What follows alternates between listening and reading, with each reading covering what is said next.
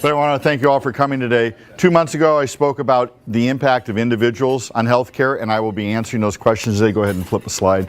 But I want to have all questions held. Today, I'm focusing on small business owners and the impact. Afterwards, if you have an individual question, I'm happy to answer. But hold all the questions to the end, because the good news is today on small business, there are no questions I can answer because they still haven't come out with it yet. So flip the slide.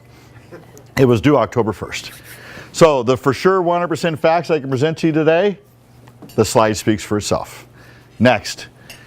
As of October 10th, which was last night at 10:30 p.m., the rate information for SHOP, which is the name of the small business place that you can go, the exchange, will not be available till mid-November, even though it's open today. So the rates and the benefits are not available as we speak. Please slip to the next slide. Okay, so small business. What is a small business in California now in terms of are you eligible to go into the SHOP program? It's businesses with 1 to 50 eligible employees. And what they mean by that is this. If you're a husband and wife team, you have a corporation, your wife's on the payroll, you're no longer a small group in the state of California starting in 2014. So whatever anniversary your existing group is, if you anniversary in June of next year, you lose your group plan. You'll have to go to the individual exchange. If you have 9 people in the family, you still don't have a group. You have to have 1 non-family member on payroll to be eligible to be a group in California. Since small business has been guaranteed issue to all comers for 10 years or more in California, why they did this, I have no idea. An eligible employee, if you're going to have insurance, is anybody that averages 30 hours a week or more. Okay, it's not 40. For purposes of insurance, they're going to ask for your DE9, which is your quarterly payroll. Anybody making more than $3,200 a quarter, they're going to try to find out how many hours it's, because that's a minimum of 30 at minimum wage. You are eligible to put part-timers on, people from 20 to 29 hours, but you cannot be selective. You cannot say, hey, Jimmy's been with me for 22 years, Marianne just came last week, she doesn't get it. So you can go down to 20 hours a week and put employees on if you wish. Next. All right, there's some good news and bad news. There's some flexibility options in this exchange, okay? There's going to be 4 major carriers in the exchange. There's going to be Blue Cross, Blue Shield, Health Net, and Kaiser. So you have an employee that says, oh, I hate Kaiser. My mother-in-law of 1942 died on Kaiser. I don't want Kaiser. Well, now they can take Blue Cross, Blue Shield, or Health Net. Each employee can take whichever insurance company they want. However, if you go to not so good news, the employer can only pick one plan. One plan's got to cover everybody. There's a 60% coverage plan, a 70, 80, and 90. They're called metal tiers. Okay, bronze is the low, silver is next up, gold, and platinum. So as an example, Rochelle is going to get married, say, wants to have a baby. She wants a very good benefit-rich plan. Okay, no babies. Okay, but if you did, okay. If you did, you want the 90% plan because you don't want to pay a $5,000 deductible that year. She doesn't have the choice to upgrade even if she's willing to pay for it. You're locked in. Everybody's got to take whichever plan the employer picks. Okay? Next slide. Small businesses can opt out of offering dependent coverage. Okay, so you can say as an employer, I want to insure my employees only. I'll pay 50% of their premium. I don't even want the dependents to have the availability, okay, to have insurance. Most lower to lower middle income employees can't afford it. Their spouses can qualify for Medi-Cal or some type of assistance. So this actually is a positive in the sense that it makes those dependents eligible, A, to go to the exchange, and B, potentially get a premium credit from the government and potentially a credit on their co-pays. Okay, so the lower to lower middle income employees, their dependents now will have the option to go elsewhere and actually more than likely save them money. So while it sounds bad, it's actually a good thing. Okay, next slide. All right, here's a potential, and I really stress the word potential, not actual.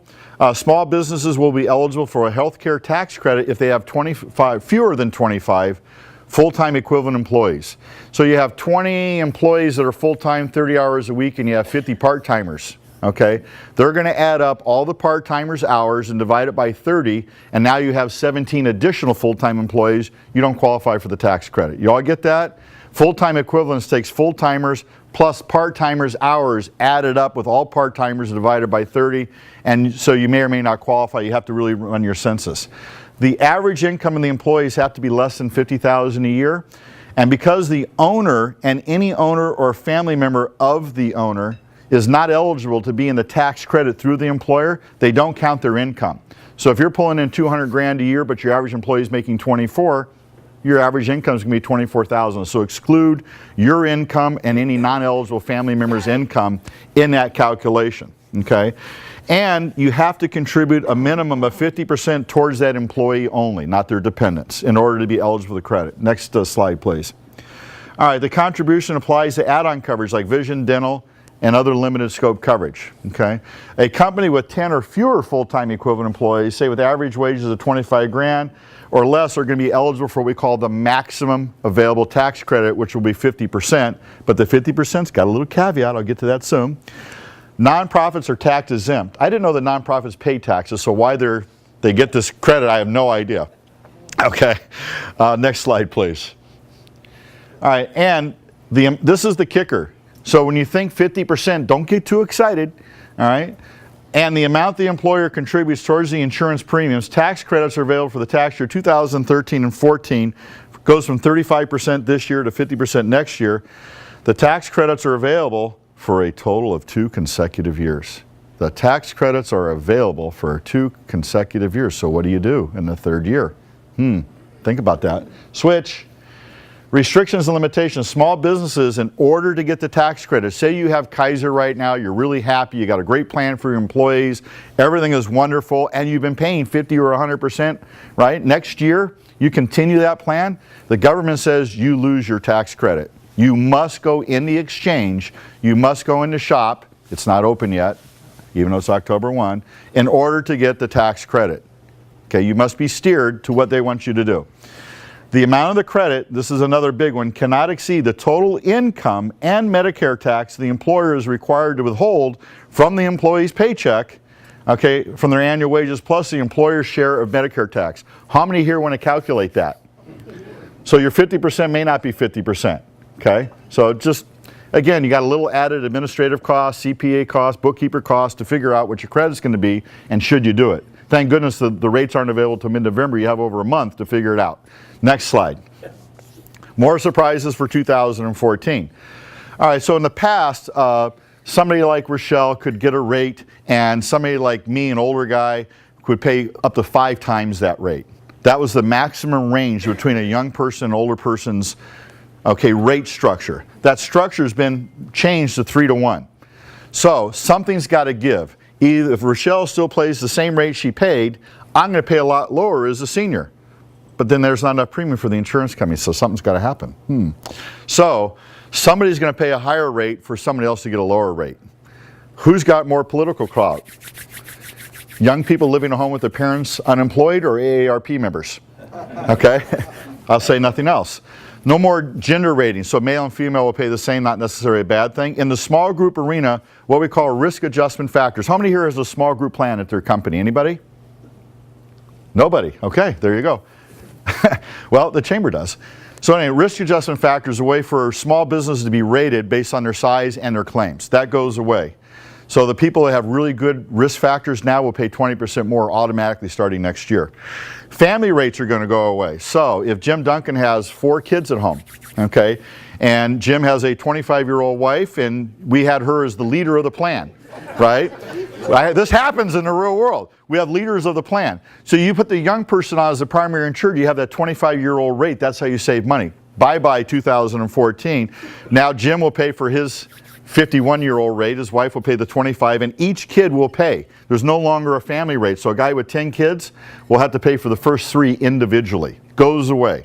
Somebody with 1 kid will probably pay about the same. Somebody with 2 or 3 will probably pay a lot more than they were used to. Affordable Care Act. How did that work again? Family rates go away. So, and then there's a whole bunch of fees and taxes. I don't want to get into the details. Next one. Strategies. Not that there's anybody here that needs a strategy because no one has a small group plan.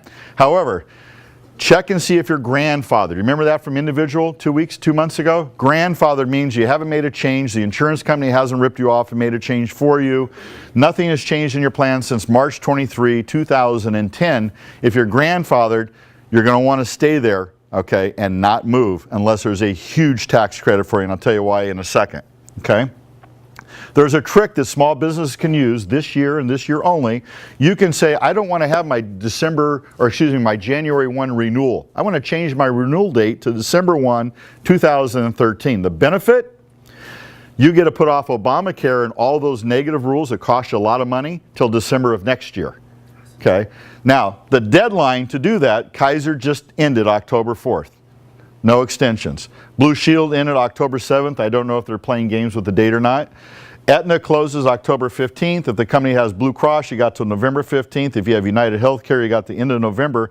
And ironically, HealthNet says you can go to a December 1 effective date on December 31st and we'll backdate it for you, but we prefer not to.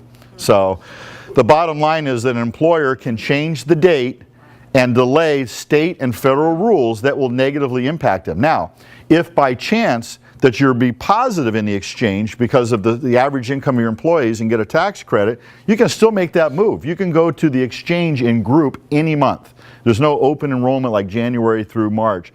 Any month, an employer can make the change. So I am moving all 60 of my companies to December 1. Next year, I have to re-enroll 60 companies all in a 30-day window. Figure out the timing on that. All right, next. Benefits for early renewal. You get to delay several rules. One of the rules is if you own a business, starting next year in California, you have to insure your employee on the 60th day or sooner. No more 90-day wait, no more first of the month following 90 days, no more 180-day waiting period. You must, by law, insure your employee on the 60th day. How many think that's a job killer or a benefit killer for small business? Raise your hand. Okay. The guy hasn't improved himself yet, and you already got to throw him on the insurance plan. 2 weeks later, you fire him. Now you got to put him on COBRA. You got all the paperwork. Isn't that a wonderful plan? Okay? So all that family stuff, all the paying for 3 kids, all that goes away till December 1 of next year if you do early renewal, if it's still available to you. Next slide. For existing groups with 3 to 10 employees, this is actually a time to shop other carriers. A group of 3 or 5 employees will have an RAF of 110%, which is 10% more than standard. The insurance companies are buying business right now with 3 to 6 employees if you have an existing plan, where they'll give you a 0.90 guaranteed. Okay, there's a few limitations, but fundamentally I just took a company with 10 employees and I saved them 35% for a plan that was better than what they had. So if you have a small business, anybody that has a small business, they should shop right now and see about changing carriers. They might save 20 to 30% for the next 12 months and still stave off Obamacare until December 1 of next year. Next slide. Companies planning to add benefits for the very, very first time. You're saying, oh, you know, I don't need to, because remember, the government does not require small business to offer benefits. You are not required in any way, shape, or form unless you're over 50 full-time equivalent employees. But if you were going to do it anyway, do it in December of this year while it's cheaper and you don't have all the rules that are going to negatively affect you. Okay? Maintain your doctor list. Remember I told you about grandfathering. This is really critical. I did a survey just last week. The doctor list for Blue Shield Exchange just came out. So I took Anaheim, 30-mile radius, how many specialists? 22,000 in Blue Shield's PPO network. The new network for the exchange is 9,000. Doctors in Huntington Beach, Blue Shield's big PPO network, the old one, 1,900 doctors. Blue Shield's new PPO network, about 600 doctors. So when you are forced to leave your plan individually and or in your group, you're going to see a dramatic drop in your doctor list. Okay? In the rumor section, is not validated, but I talked to 5 highly educated people that the Affordable Care Act has demanded they cut the formulary drug list and reduce the number of drugs that are available to everybody in new plans. Still in a rumor stage, but I'll tell you why I think it's a fact. Drugs make up 32 to 33% of all health care in the country. It's not surgeries, it's not emergency rooms, it's drugs. So it makes sense that they restrict your list, they restrict their expenses, which then helps them keep it affordable at 50% higher rates than it was last year, and continue that benefit. Okay. Couple resources for you. You can go to coverageca.com. Write that down, coverageca.com. That's both for individual and small group, but the small group refers you back to the individual because it's not available yet. Okay. You can contact a licensed certified agent. They have 1,600 agents that have been able to make it through the process so far in the entire state of California. It takes about a month from the day you take your first class to get certified. So the exchange will be about 2 months into it before they really have a lot of agents. Another great resource to find out which medical group, which hospitals you want to go to, which doctors, California Health Report Card. Just Google California Health Report Card. It's a great website. It will tell you, as an example, what the survival rate in ICU is at Hoag versus Kaiser versus Mission versus St. Joe's. Okay? It tells you how many times, if you go in for a heart attack, the probability of getting an aspirin so that you get a blood thinner and you have a better chance of survival. So much data is available now as a consumer. You would be very wise to trust the survey of 36 million people than your neighbor. Okay? The NCQA, National Council of Quality Assurance, is another nonprofit organization. And what they do is also give you data on survival rates, everything, okay, customer satisfaction. So those two resources are absolutely phenomenal for you to now make an educated decision where 5 years ago you really didn't have the data to do that. All right, thank you very much.